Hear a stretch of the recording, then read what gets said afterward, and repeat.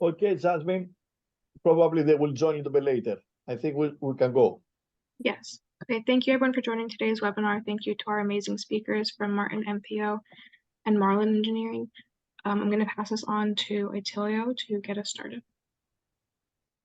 Okay, so hello everyone. My name is Atilio. I'm going to start with give an introduction for our speakers today. So we have three speakers today. I'm going to start introducing Mr. Jeffrey Weidner. Could you please mute him, Jasmine? Okay, so Jeffrey Weidner, who has a Master of Science degree in Urban and Regional Planning from Florida State University. He's the current director of freight logistics and passenger operations at Marlin Engineering. Mr. Weidner has 30 plus years of transportation planning experience in both the public and private sector. He's responsible for managing the firm's multimodal disciplines and expansion of policy planning, growth management, and economic development disciplines across the states, including the Miami, Plantation, Tampa, and Tallahassee, Florida offices. Mr. Weidner also serves as the senior planner for multimodal projects, including consensus building, pedestrians or bicycle, and complete streets, carpool, vanpool, park and ride, freight, seaport, intermodal, and transit projects.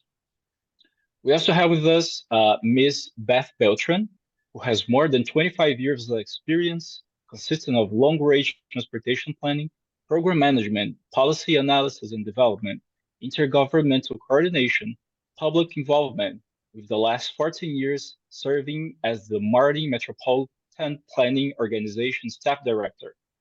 Previously, she worked for Tri-Rail, the FDOT, Jacobs Engineering, and Space Coast Area Transit.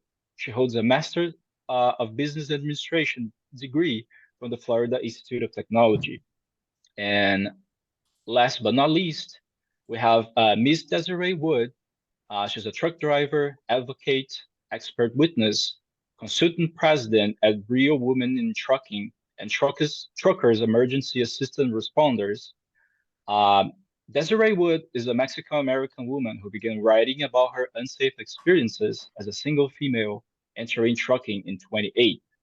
In 2010, she founded Real Women in Trucking, an advocacy organization to address violence in truck driving training fleets. And in 2019, she formed Truckers Emergency Assistant Responders that helps stranded truck drivers get home with their pets and belongings. Desiree is internationally recognized for her work advocating for truck drivers. She's an actual truck driver with over 1 million safe miles. Her support and leadership on legislative and policy efforts is well known. Just one more thing before we continue.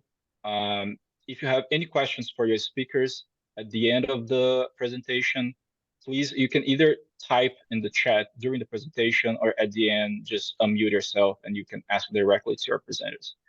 Having said that, please, the floor for the presentation is yours. Well, I just want to open and say thank you very much for having us. We're very excited to be here today. And to start the presentation, Beth Beltran is going to provide a little bit of background about Martin County.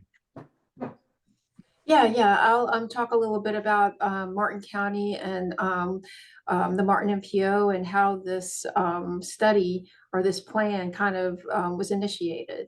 Martin County, for those of you that don't know, is located along the east coast of Florida as part of the Florida's Treasure Coast. And we're bordered to the south by Palm Beach County, which is a large metropolitan area, and to the north by a city of Port St. Lucie, which is one of the fastest growing cities in the state. We do have a diverse population. We have a large population of retirees in our area, very affluent retirees, as well as a large immigrant population to the west with limited English proficiency. The population of the county, we're a small county, we're 162,000. We have about a third of our population is over 65 and older. The median household income is about 70,000 and the limited English proficiency is 5.4%. So just to kind of tell you what an MPO is, in case some of you don't know, the federal government, if there's a population of 50,000 or more that wants to receive federal funding from the federal government, has to be governed by a Metropolitan Planning Organization, or MPO.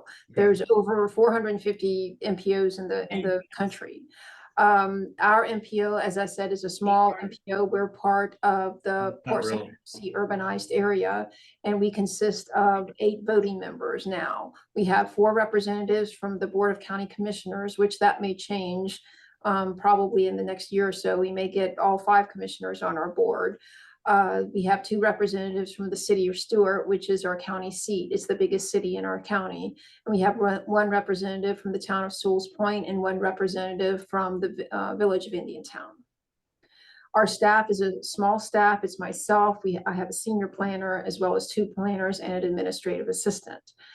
We are, like I said, part of a transportation management area, which is the Port St. Lucie urbanized area, which means that that's an area of over 200,000. But even though we're a small MPO, we still have the same requirements as the larger MPOs, but we have limited resources to be able to fulfill those federal and state requirements. This is a vision statement of our long-range transportation when we were developing our long-range transportation plan. That is kind of the guidebook that we update every 5 years in accordance with federal requirements. That kind of is what we do for a 5-year period. That is, it has a 20 to 25 year planning horizon. And that is what that is what governs everything we do and how we spend our money within the MPO. And when I say that we're a transportation planning agency, MPOs, if any transportation project has federal money on it, whether it's a sidewalk or a causeway, a bridge, it is planned and programmed through an MPO. So our projects are, all sizes and tens of thousands of dollars to tens of millions of dollars. So it's a big diversity of projects in our planning documents.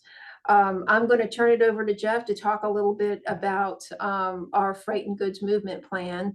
Before I do, I kind of wanted to tell you how we came up with the idea to do this plan. When we were developing the 2040 long range plan, like I said, we're a small MPO, so we had limited resources. So how are we going to get input from the wealthy retirees, as well as people that have very limited resources or in a low socioeconomic areas? How do we get input from all of these people? So what we did, we developed activities in our open houses and workshops we had at different areas of the county. And the activities, it didn't matter what age you were, what education you had, how much money you make, you could provide input for the transportation facilities. And one of the transportation activities we had was to have 10 boxes, and they were all modes of transportation, everything from transit to freight to pedestrian facilities. And we gave folks $100 in what we called Martin Mobility Bucks with $20 denominations. And we said, if you're in charge of the transportation budget, how would you spend your money? And I would explain the different modes, the different boxes of where they could put their money. And when I would get to freight, so often I would have responses like, oh, I don't drive on 95. Oh, I never go. I don't like to pay for the turnpike, so I don't go there. People didn't understand how freight really impacted their lives. So I would ask them questions like, do you ever order things from Amazon? Do you ever get stuck behind a truck in downtown Stewart during lunchtime when they're loading, foods or beverages? And so, yes, they did. And so they could understand that freight wasn't just on driving on principal arterials. There's a lot more to freight. And we kind of internally said, we really want to have a project that can not only help us with the connection between our public agencies and private sector, but we also want to have a plan that will help educate our community.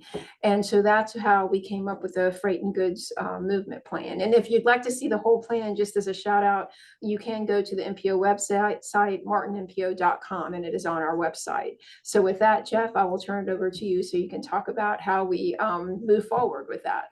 Thank you, Beth. So our approach to the project was threefold.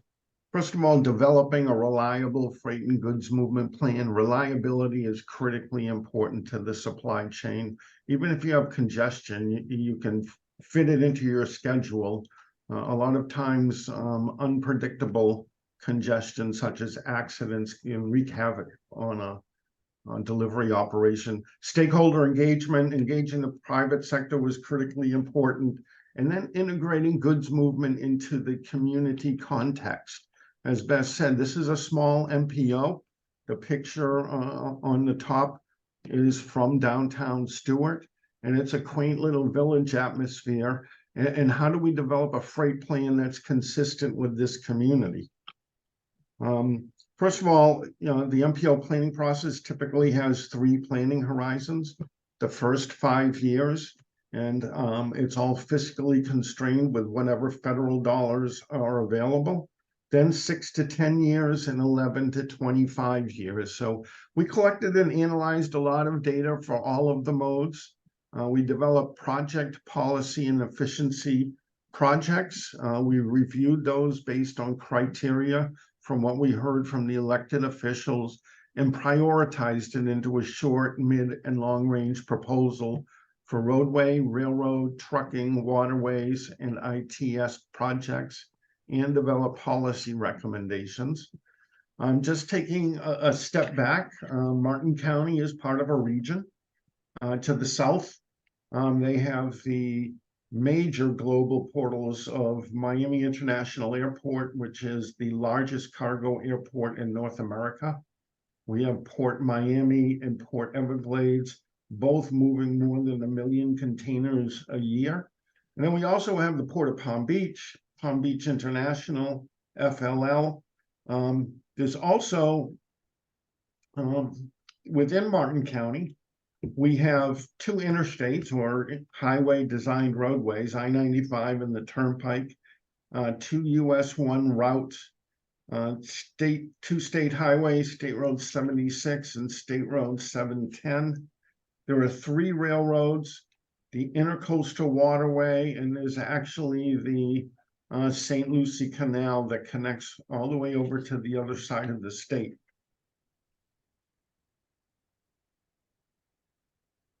There we go. So as far as freight-related land use goes, the green shows that a vast majority of Martin County is designated as agricultural. This area in the region here has a lot of freight activity related to the sugar industry and the fruit and vegetable industry. To the east, we do have a consumption market. It's not necessarily freight production. It's serving the community, providing food to the grocery stores, the restaurants, etc., along the US 1 and Dixie Highway corridors. There are a couple of nodes that have been identified in the statewide freight mobility trade plan here at the Turnpike and Monterey Road. And out west in Indiantown, there's some large tracts of industrial designated properties. Warehousing is really grown exponentially in Martin County. And this is a trend that is happening all through Southeast Florida and the Treasure Coast. West Miami-Dade, all the way through Broward and Palm Beach. You can see along the Turnpike, there's been very significant new warehouse construction. In Martin County, there was virtually no activity from 2010 to 2016, but beginning in 2017, 2018, 2019, and 2020, the development approvals went through the roof, and it continues to grow. A lot of it is focused along I-95 and the Turnpike, particularly at that area at the Turnpike and Monterey Road, or Martin Highway, apologize. Railroad activity. So, the East Coast, the Florida East Coast Railroad right now has about 21 trains per day. And I say right now, this plan was created in 2019 and 2020. Since then, Brightline has been activated, and that's adding another 36 trains per day. So Right now, they have about 47 trains per day. Freight trains are longer and will create a roadway closure for a longer period of time than passenger trains. But the growth in the master plans for Port Everglades and Port Miami are anticipated to generate another 25 or so trains. And we projected about 70 trains per day in 20 years. These arrows represent a previous study that the MPO did. The MPO had the foresight to understand that rail activity was growing in the community. And we were fortunate enough to get the task work order from Beth and her team. And it identified and prioritized roadway overpasses, actually one underpass, and some pedestrian bicycle overpasses to connect the east side of the railroad track and the west side of the railroad track. Much less activity in the west. The South Central Florida Express Railroad is associated with U.S. Sugar. It only has about 2 trains per day. Then it turns into the FECK branch, it's called. And the CSX runs parallel on the south side of State Road 710 and has about 5 trains per day. So, the railroad and waterways needs, again, I mentioned railroad grade separations. Here's a picture of just, a depression. It doesn't necessarily need to be a tunnel, but to take the roadway lower and under. That's what we recommended for the FEC at Monterey Road. Through discovery in the project, we learned that the St. Lucie River FEC bridge is more than 100 years old. And is in need of replacement.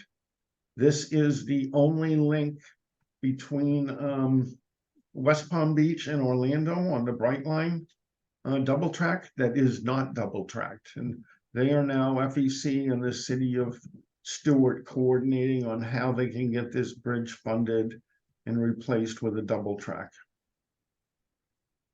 We heard a lot about rural highways and the substandard design of these roadways. Warfield Boulevard, State Road 10, I mean, you can visually see the lack of any real, roadway shoulder, 27% trucks. The volumes are low and the truck percentages are high. So we have a situation here where there's really fast moving trucks.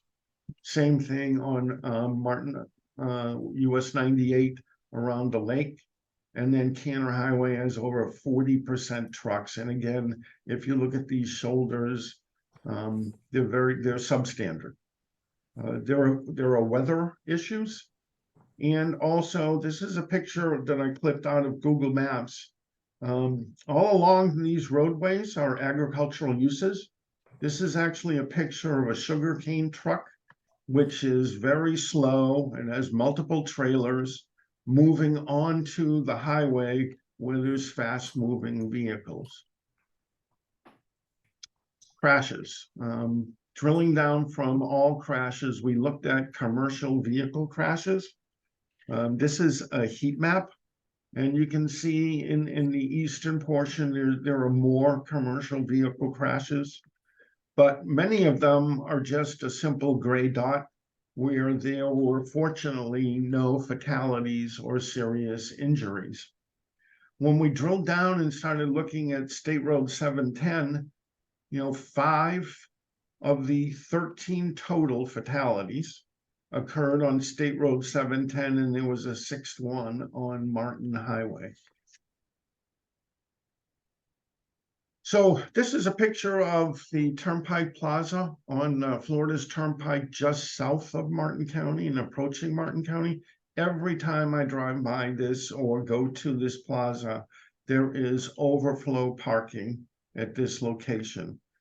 This is a national issue, and Desiree is going to talk quite a bit about it in detail. And, there is parking on the Turnpike. There was a rest area on I-95, but in the western part of Martin County, where all those rural highways are, there is no place to park. Stakeholder engagement. achieving participation from the private sector was really important in this study. Getting folks in the just-in-time delivery business to come and talk about 5-year, 10-year, 15-year planning is not easy, but we had a very strategic plan and we went to where the people were. COVID kicked in when we were getting into our public involvement, so we had a lot of opportunity to get people's attention virtually. And the MPO actually won a national award for its participation in this project. On the left, we have the government agencies that typically participate, but on the right, we had 16 private participants. We had both railroads, which is a big win to get them in the room. We had 4 trucking companies and the Florida Trucking Association. I've highlighted in green, Real Women in Trucking, which is Desiree's company. We heard a lot. We heard a lot about roadway design and conditions, which I shared with you. Incident management is critically important, especially on a 2-lane rural highway. Public outreach, the advent of autonomous vehicle, cargo theft is a real thing in Florida. And Desiree will share some detail on that. Truck parking, railroad crossings, and the need to protect our waterways. And with that, I'm going to turn it over to Desiree. Desiree, you're on mute. Thank you, Jeff.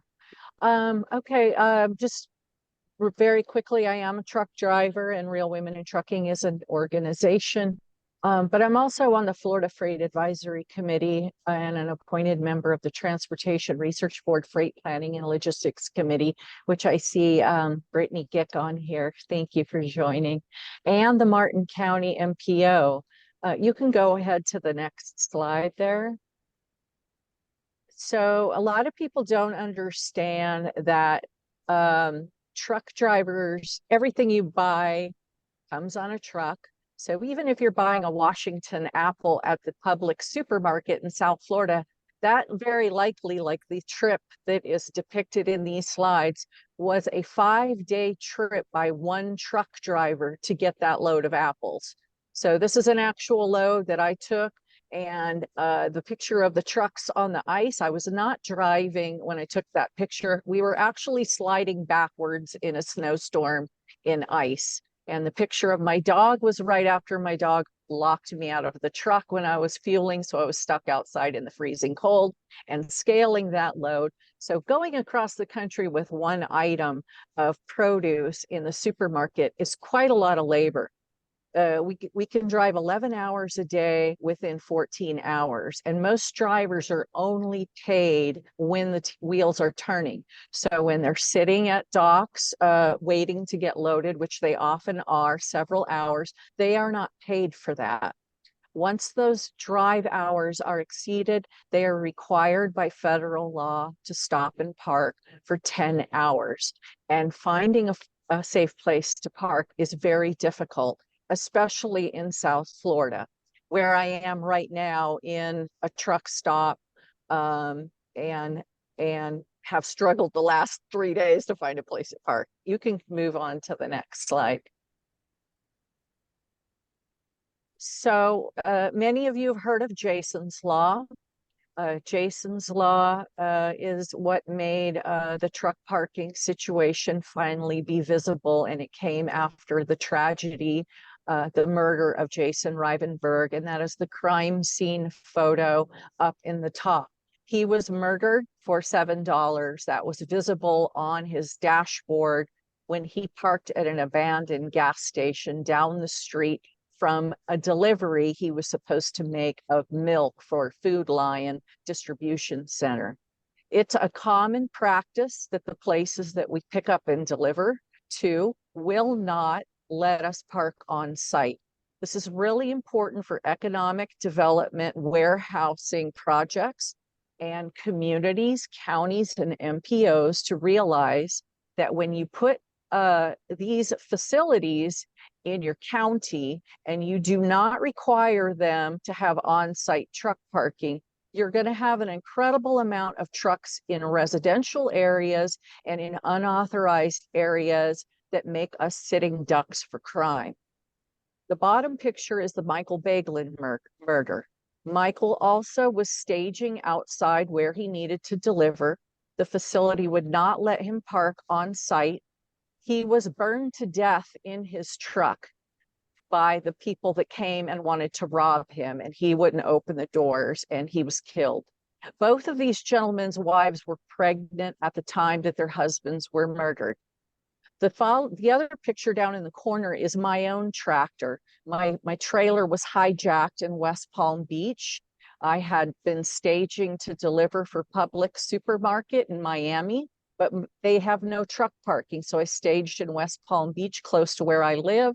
And someone came and dragged my tractor out of the way and stole the entire trailer.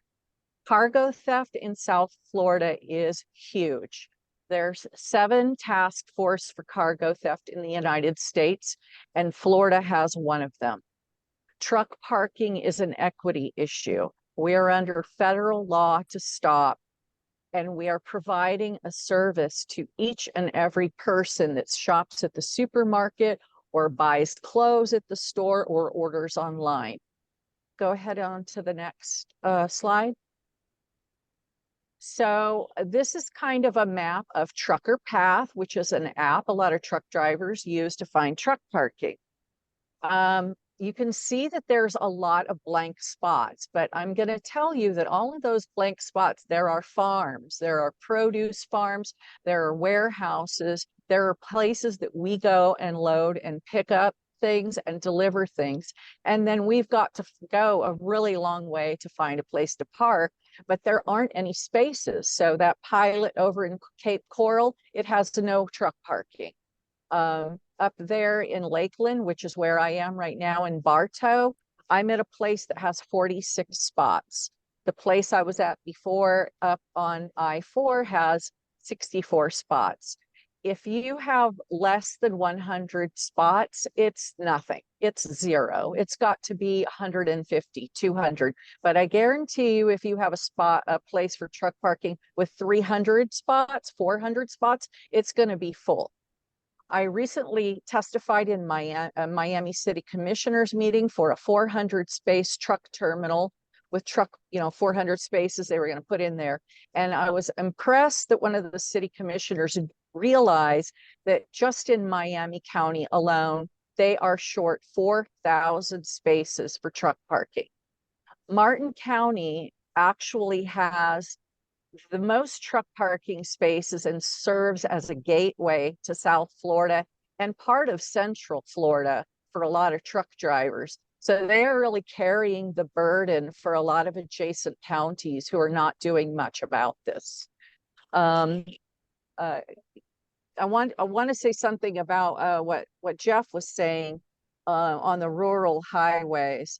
For a period of time, I was doing a route for Aldi supermarkets where I went up and got bread from South Florida every night in Lakeland, and then came back down and used that 710 he was talking about. And then I would turn around and go back up to Okeechobee, which you could see on that map, to go pick up eggs at Eggland Farm. So a lot of people can relate with Nature's Own bread products and Eggland eggs. Both of those items I would pick up for Aldi supermarkets. And I can't tell you how many times the fog was so thick in the middle of the night that I could barely see the end of my hood. Other trucks passing me or cars coming straight at me, trying to pass another car. There's no pull-offs, there's very little lighting, and there's nowhere to park if you're starting to fall asleep, driving in the middle of the night where you need to take a little break and get off the road. So there's a lot of room for improvement because many of the rural highways have these wide grass, soft shoulders. A semi-truck will sink if it parks in the soft shoulder, but there's the land space to improve it to make concrete asphalt pull-outs. You can go on to the next slide.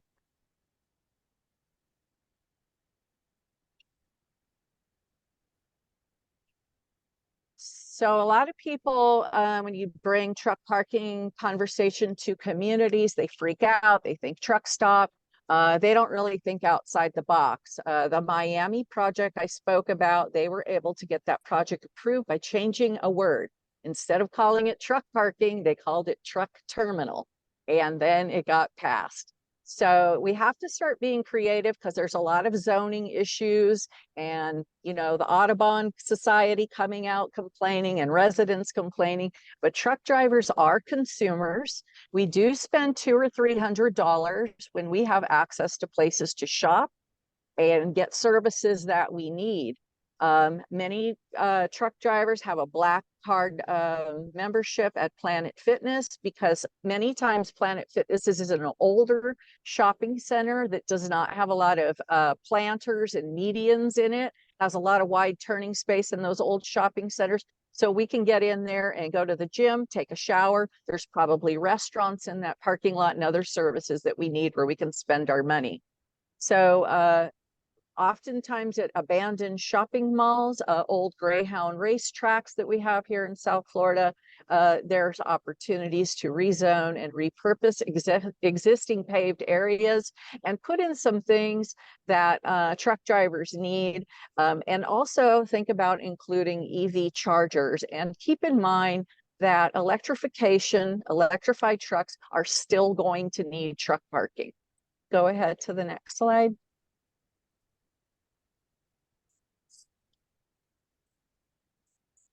And just to give you an idea of a few things, people don't realize we have to do our laundry on the road. So coin laundry, Wi-Fi cafes, services for our dogs, and other things like that. Even as it shows a bowling alley here. I've been to truck stops with the bowling alley and other activities for entertainment like movie theaters. And keep in mind also during FEMA events, truck drivers are parked for a tremendous number of hours. These pictures from the lower left are from a hurricane that I was a FEMA driver for. We got stuck in a single file line for 3 days straight. The only way that we could eat was they came by in a golf cart with MREs and bottles of water. There was no plan for bathrooms for us. We had to go walk out into the bushes. So these things need to be thought about for supply chain resiliency. You know, we are the ones that are keeping things moving. And lastly, truck drivers are not reimbursed for paid truck parking. So that is not the solution, to just open up a bunch of truck parking where you're charging the drivers $25, $50. That really could be the difference from them eating a meal that day or week. Finally, I just wanted to, this is a Yeehaw Junction crash that knocked out that historic building a few years ago. I passed that intersection moments after this accident. And I always like people to know that particular intersection where those lights were timed when they changed from green to red, for a moment, it would go so dark out there, you couldn't see anything. So I totally understood how this driver got probably mixed up, because the lights go dark and then it comes back on, and then there's this building. We also here in South Florida see a lot of alligators out on the road at night that are right out in the lane where the truck is going to hit them. So lighting is a big, huge thing. And even though we have pretty nice, smooth roadways here, we do have this kind of wildlife and this very thick fog at night. Thank you. Thank you so much, Desiree. Desiree was an inspiration on our stakeholder committee, and she really helped educate the entire team. Thank you, Desiree. So I just want to talk about integrating goods movement into the community design. So we have here, you know, a consumption market with rural movement through the community and on the highways, but how do we fit freight planning into the context of Martin County? We utilized the DOT freight roadway design considerations developed in 2015. And basically it identifies 4 parts of the community: community-oriented area, diversity, low activity area, and high freight activity area. And basically it's based on the scale of livability, and this is relating to pedestrian bicycle activity and the level of freight activity in the area. And I'm just going to share with you one of the templates. it provides some design guidelines on how to design roadways in consideration of freight movement and pedestrian and bicycle movement. So in a community-oriented area, providing pedestrian safety, access, mobility, convenience is of the highest priority. Land use context favors small-scale infrastructure. Typically, vehicles are smaller in the community-oriented areas. And it recommends, a wider turning radius for the vehicles. In diverse activity areas, pedestrian safety and convenience and comfort is a high priority, but this is like your US ones, et cetera. You're going to have Publixes, you're going to have employment locations, and there will be trucks frequently at intersections. Low activity, pedestrian activity is infrequent, but you still need to provide safe accommodations that ramps and crosswalks must be provided. And then a freight-oriented area, your large trucks will require turning radius, and pedestrian activity is low, but it is occasional. This is the recommendations by community context for parking in community-oriented areas. The use of flex parking, where on-street parking spaces become available, say in the morning from 7 a.m. to 1 o'clock. Then after that, when the restaurants open, et cetera, it can go back to on-street parking. In the diverse area, freight-oriented areas, we can accommodate truck parking on site. Typically, it's a freight loading dock in the back of the facility in a low activity area. And then there's freight orientation for a freight. And this is typically a warehouse type location where in both these design guidelines are recommended for on-site parking. And the appendix to the report provides some details on typical sections. Again, the turning radius, allowing for truck U-turns is not recommended in community or diverse areas, and the parking recommendations. And then we have the same 4 items for the for the freight-centric areas. I think it's very important that we will show that, there needs to be intermittent locations where trucks can turn around in both the low area and the high freight area, in addition to having, pullovers for parking. So we took the 4 classifications, we did a GIS analysis, and we identified the roadway context for the arterial network, community, diverse, freight, and low activity. And from that, we identified a core freight corridor plan, which identifies in the purple the main freight corridors through Martin County. And then we connected it. Happy birthday to you. Yes. Birthday to you. Somebody needs to go on mute. You're as bad as I am. Walter, can you go on mute? Oh, maybe he's not quite as bad. How are you? There we go. Okay, and the freight supportive corridors that connect to the commercial markets along US 1 and connect across the county and the industrial areas on State Road 714.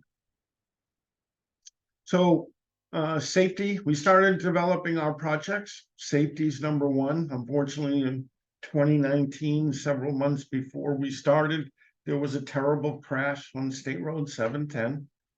The recipe was heavy rain, 2-lane roadway, no shoulders, a truck hitting a vehicle that was stopped to take a left turn, and unfortunately 2 people were killed.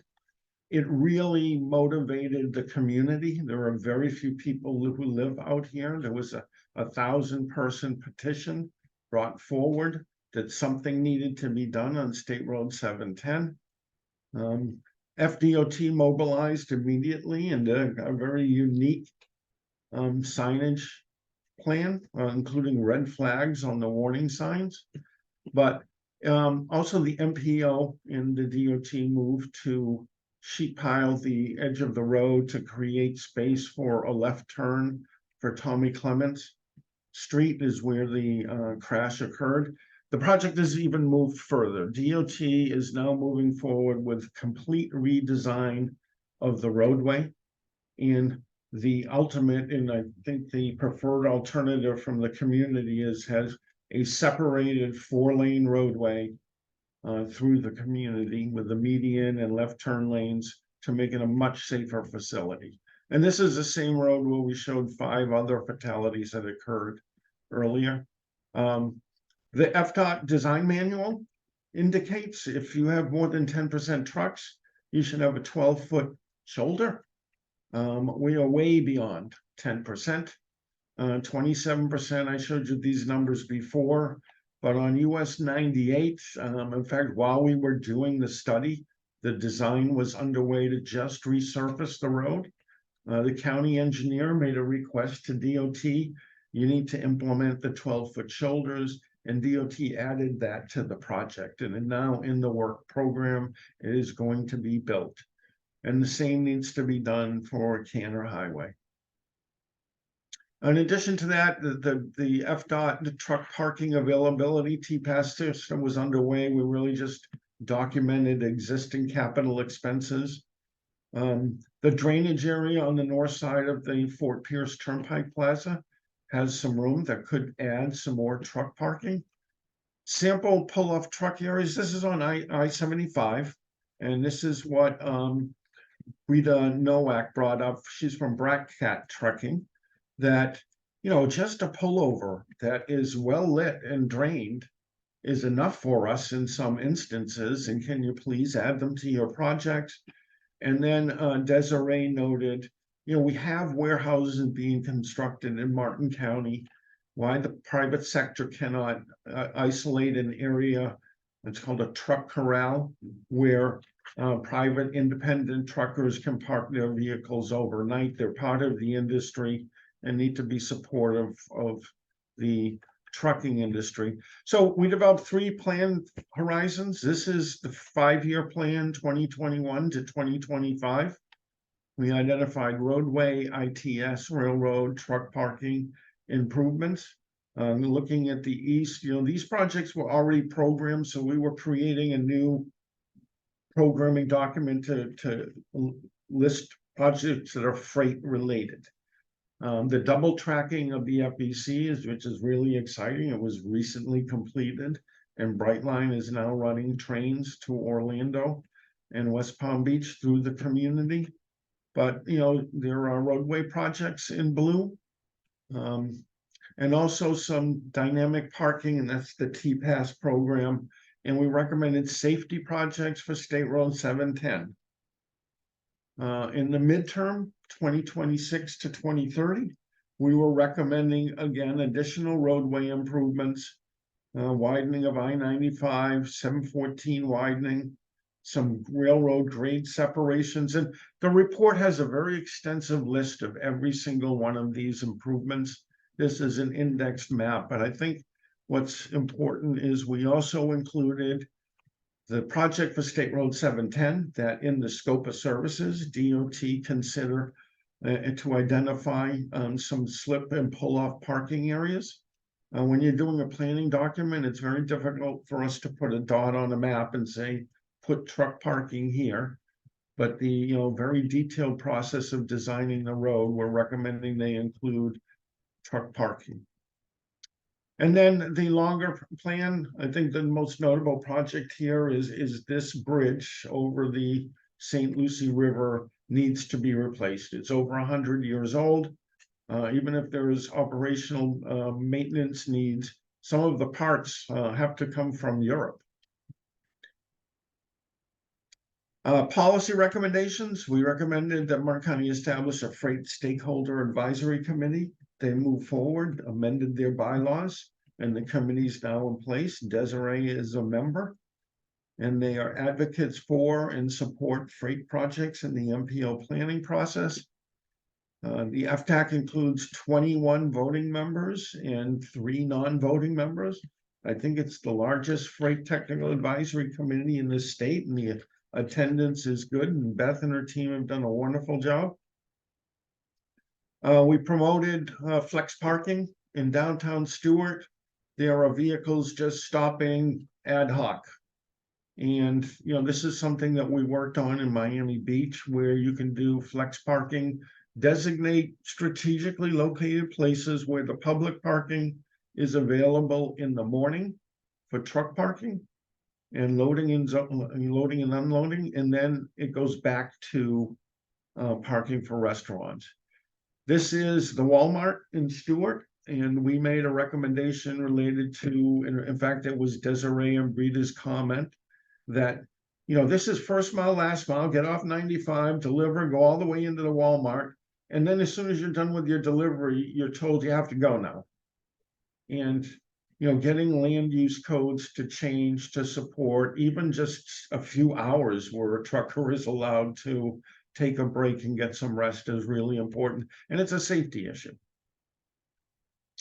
Again, this is kind of a repeat. In fact, I was going to delete this slide. But also we documented economic development. There were some very large tracts of property along 710, and along the CSX Railroad. Improvement to that roadway could be a huge quality of life changer for the village of Indiantown area, which is an economically in need area. And then finally, we made some recommendations. Let's teach our new generations that truckers are part of the problem. Truckers are public servants, and they provide a service to to the entire community, and they need to be respected and understood. And with that, the contact information is on the right. And Jasmine, if you and Akila want to field us any questions. Okay, thank you very much, the three of you, for your insightful presentation. For the viewers, right now we're going to go through questions and answers. Feel free to either type your questions in chat or unmute yourself and ask your questions directly. I'm going to start with the questions. I have 2 questions, actually. One for either Mr. Widener or Ms. Beltran, and one for Ms. Wood. So first for Mr. Widener and Ms. Beltran. So we saw that, Martin County, it's mainly a rural county, like rural areas. So how different is it to work on the planning of such areas when compared to urban areas in terms of, any specific challenges or special attention that you have to, take care of? And my second question is for Ms. Wood. So we know that truck parking is a nationwide problem that the U.S. faces. But in your experience as a truck driver, what would you say is the main reason for the, because even though it's a nationwide problem, we do know that here in Florida, especially, we have a shortage of truck parking. So what would you say is the main reason for this shortage here in Florida, with your experience as a truck driver? Because you even mentioned that, there was this case of repurposing abandoned building, and you had to rename it to, something other as a truck parking for the project to move on. So what would you say is the main reason that this happens here? So, I'm going to answer the first questions very quickly, give Beth an opportunity to chime in, and then I want to give Desiree the opportunity because the truck parking issue is huge. First of all, I've done the freight plan, or my company has done the freight plan for Miami-Dade County.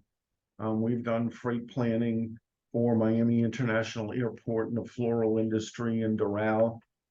And it's very different in that urban setting.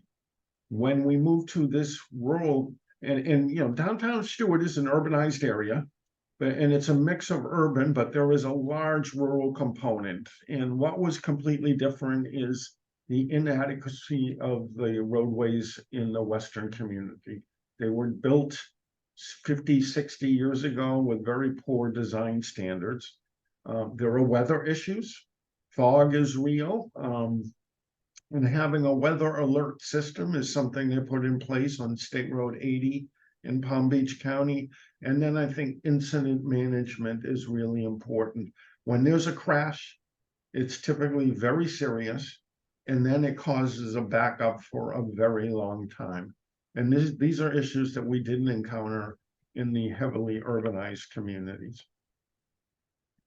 Beth, do you want to add to that? Yeah, absolutely. So because the rural areas don't have the population, then they don't get the resources, they don't get the funding that urbanized areas do. Not only are they not eligible for some of the urbanized area transportation funding, but because they have less people, the elected officials tend to vote where most of their constituents are. And as Jeff said, they're in, so the roadways a lot of times are very in bad condition. They're a narrow 2-lane roadway that are extremely dangerous in rural areas. And I have to say hats off to our Freight Transportation Advisory Committee that Desiree serves on, as well as Brita Novak, another woman that drives a truck. She's on that committee. Because of their participation, the rural roadways in Martin County, Jeff mentioned US 98 and also the western part of State Road 76 over near Lake Okeechobee. During their resurfacing projects, they are adding shoulders to both of those roadways, and that would not have happened without our Freight Advisory Committee. So it was FDOT representatives on that committee, on the same committee where we had private industry folks that were telling them, this is a problem. These are reusers of the system saying, talking about dangerous situations on these roadways. Also, I have to give a big shout out to the citizens of Indiantown.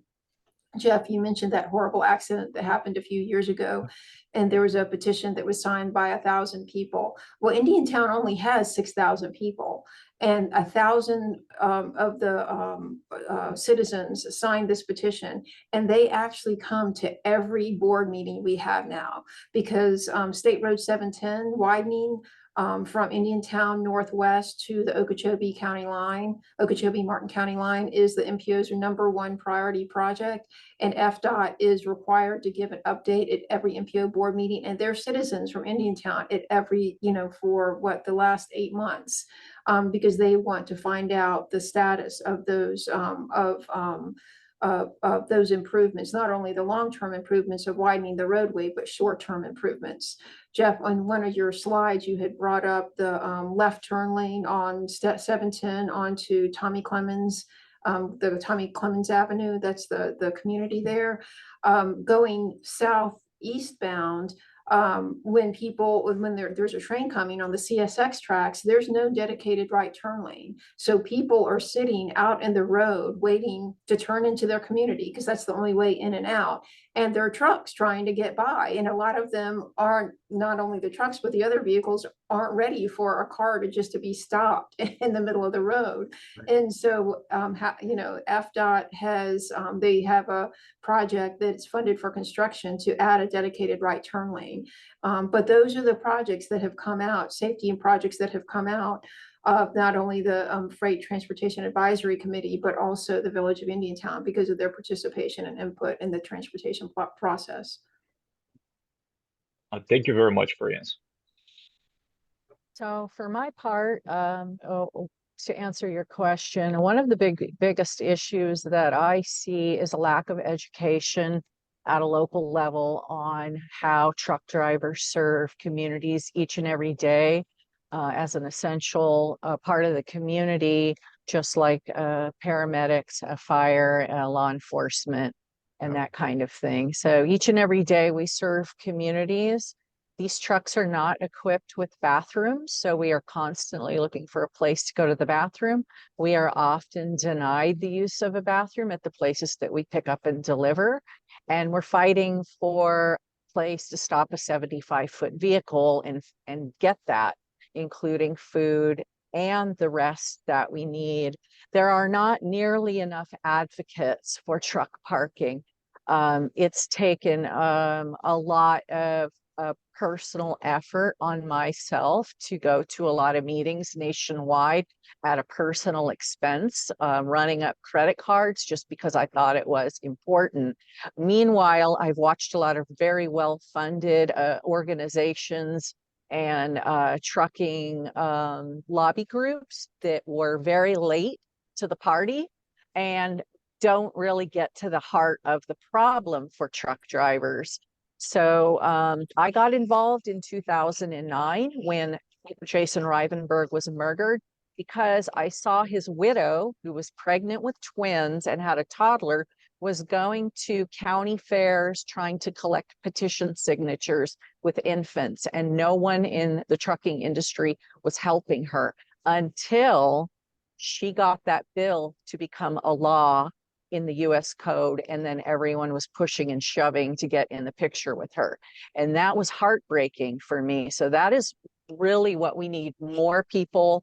I mean, if we had 50 truck drivers to go to 50 states, or 480 truck drivers of the 3.5 million to go to every MPO, we could make a lot more progress, because I see that people are changed once they walk away from this. And I love talking to students because they're trying to understand all of this transportation stuff, but they haven't actually talked to a truck driver. They've been talking to associations who are lobbyists and have corporate interests, but they are not worker focused.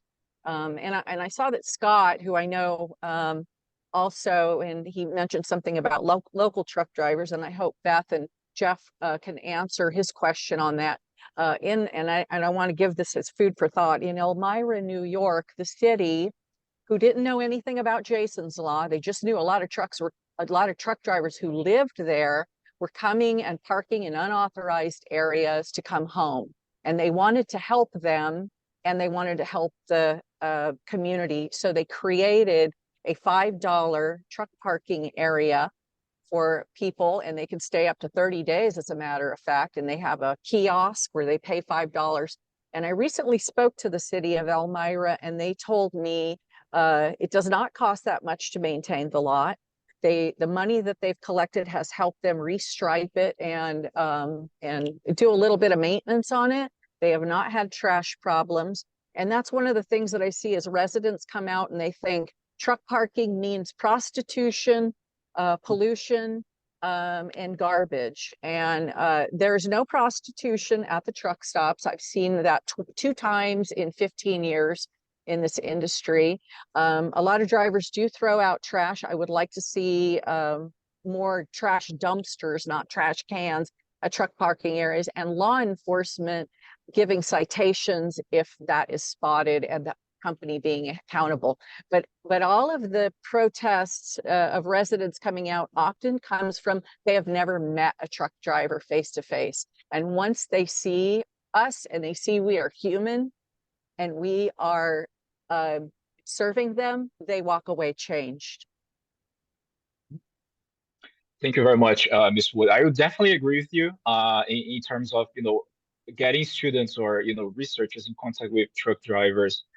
Because I feel like usually when you think about, delivery or the moving of goods when it comes to freight and trucks, usually I feel like you feel as if it's just the truck, it's just the vehicle delivering products, and you forget there's actually a human there. There's actually a person with issues and their own stories. So it's definitely very important for us to understand that, there's a human being behind those wheels. Thank you very much. And now, Mr. Scott Greener, he has a question here in the chat that he says that it could be answered by anyone. So he says that with truck parking, there are issues with truckers coming into community who are looking for parking.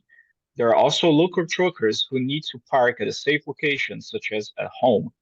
Does the plan include ensuring that local zoning will not prohibit truckers from parking at home? Prohibiting truck parking community-wide has happened in communities across the country. I'll have to say, if you don't mind, Desiree and Beth, but Scott, great point. And frankly, we did not address that issue here in Martin County. We did make a recommendation. There are local land development codes that preclude truck parking after you make a delivery already on a commercial site. We made recommendation that to the locals that they should reconsider that policy. Now, I do know in Miami-Dade County, this is a huge issue. I can understand the concerns on both sides. Having an 18-wheeler trailer truck parked in a single-family neighborhood is probably going to be crossing more than one property, but there's a need, and truckers need to go home. And in Miami-Dade County, they allocated, I think it's only 300 spaces, Desiree, in the northwest part of the community. And many of that location is used by local drivers who want to leave their truck overnight, and then they either get picked up or they drive their car home for the evening. Desiree, I don't know any advice. Yeah, so like going back to that Elmira example, they used an old park and ride area, and they expanded it, and they did not take out the park and ride. It's also a trailhead. So because of there's so much activity there, it didn't just go unsupervised, which is why they said there wasn't a trash problem, because law enforcement regularly goes through there. There's people going there frequently for the trailhead, and they're making enough money to maintain it from charging this nominal fee that isn't, because I'm not a big pay for truck parking person, because I know a lot of drivers are not making enough money and they're not reimbursed for the paid parking. So I think that there's ways around it. When I went to the city commissioners meeting for the project I spoke about, we actually have a video on our YouTube of that meeting. It's called Women Truckers Network, is a YouTube channel. The city commissioners were almost, you could see they were really happy that I came, because they're hearing from their constituents who are truck drivers, who are voters. We have to come home, and our equipment costs as much as a house. So you do want to have it somewhere that's relatively close by so you can check on it, because cargo theft is a big thing here. And so there are ways that you can get some revenue generation from resident truck drivers as a business expense. The going rate in South Florida is anywhere from $150 to $300 a month for a monthly truck parking space. Most of them are muddy though, and they're not paved. And here with all the rain, your truck gets stuck in it. But I think there is opportunities if people think about it a little bit, open their mind to it. This project I'm working on, for that one, I'm right now consulting with them on the truck spaces design. And it is 400 spaces, and they plan to do more spaces, but just the word terminal, it just like clicked over, and they're like, okay, this is just for this. This is not a truck stop. And I'm not really sure why that changed people's opinion to say, yes, let's do this. But we just all have to pitch in on how do we get this through to get people to understand it. Thank you very much, Ms. Wood. So we're going to go to your final question here because of time. So please, if any other participant have any questions, please feel free to send an email to either of the three speakers. We have their emails being displayed right now. And so we have a question from Carlos Espindola, and he says, Desiree, thank you for your participation. Your insight is helpful into the needs of the trucking industry. Are there any credits or government support for freight industry companies to provide you with temporary parking? I'm sure that from their point of view, that space could be considered dead or non-profitable, and therefore lack incentive to provide. It could be interesting to see if land use applications would require this additional parking. Well, okay. So later on today, I'm attending with Scott here that's on the call too, Federal Highways Truck Parking Coalition meeting, which would be the ones that could really answer that. But what we've seen in the past when they've called for public-private partnerships is not very many people wanting to participate. There was an attempt at a federal government getting involved at the 595 truck stop to improve some land adjacent to that property to make more truck parking that the federal government was going to spend the money to do, and then have the state or the private owner maintain it once they improved it. And then the whole thought of the feds being involved, they backed out at the last minute. There's also been talk about the federal government improving adjacent land to existing truck stops or truck parking areas, and then the state taking it over. But I haven't ever really seen anything come into fruition. And one thing that's been mentioned that maybe I'd like to see if everybody is needs to have the paid parking model, then truck drivers need to be reimbursed for that. They need a tax credit, the line item on their taxes that even employee drivers can get some sort of credit for that they're paying for this out of their pocket, because it is a burden to them. And that's about all I have to offer on Okay. that. Maybe somebody else Thank you very does. much. So just as I'm gonna just read the final comment here, a final input from Mr. Greener. He's saying that being a native of the Metro Dade, I am aware of the absolute mess of how parking for local truckers was handled horribly. I wish you the best luck in working to prevent the situation in Martin County, hopefully. And again, I would like to thank the three speakers for a very insightful presentation, and I'm gonna pass to Jasmine. Thank you. Like Itoyo said, we would like to thank the speakers for an amazing presentation and for all the participants for joining today's webinar. If you want to rewatch this video later, I'll be posting it on YouTube and I can send it out through email to everyone who have attended today. Our next event will be in 2024, so stay tuned to our newsletter. And again, thank you for joining today. Have a great rest of your Tuesday. Thank you. Thank you. Thank you for the opportunity. Thank you for the opportunity. Bye. Thank you, Jeff and the Martin Group. Thank you. Thank you. Bye bye.